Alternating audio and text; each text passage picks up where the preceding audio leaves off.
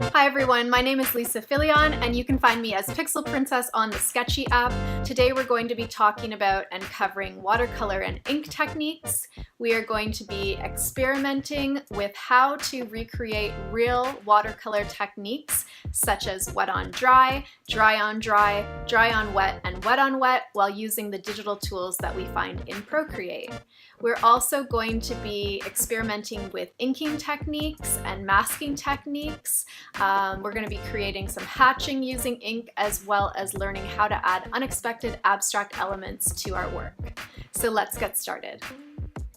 So while that's playing, I was just going to show you guys an example of the style of watercolor that I personally do and that we're going to kind of work on in today's lesson. So this is a handmade watercolor paper that has this nice texture to it, and this particular portrait is also found on the Sktchy app.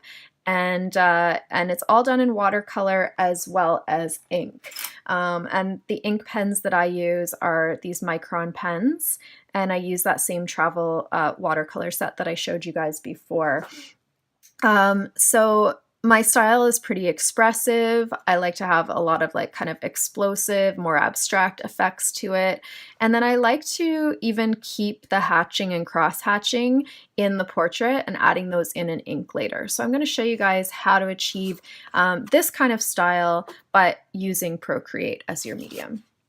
So to start out, I have my nice little travel watercolor kit, and I'm going to show you guys how we're going to create it using traditional watercolor, so these 4 techniques, and then how we're going to translate that digitally. Don't worry if you don't have a watercolor set, you don't need it for this lesson. This is just to show you guys the difference between the traditional media and the digital media. So to start with, we're going to do a wet on dry technique. Whenever you see the words on something, on dry or on wet, that's referring to the actual paper itself. So on dry is meaning that our paper is dry, which is pretty standard for any kind of medium.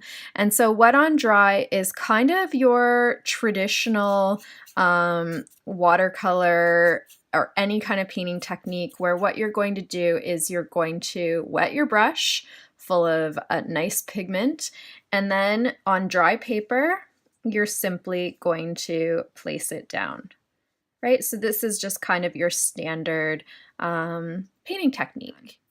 So we're going to try to mimic these techniques in Procreate and get very similar effects. So I'll change it to a different color so that we can have some comparison between the two.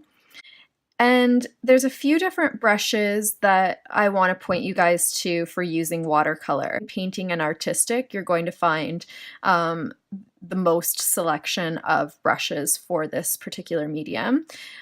So there is a brush that is called Watercolor. So why don't we click on that, and it's found under artistic. And we're going to make our brush size pretty large.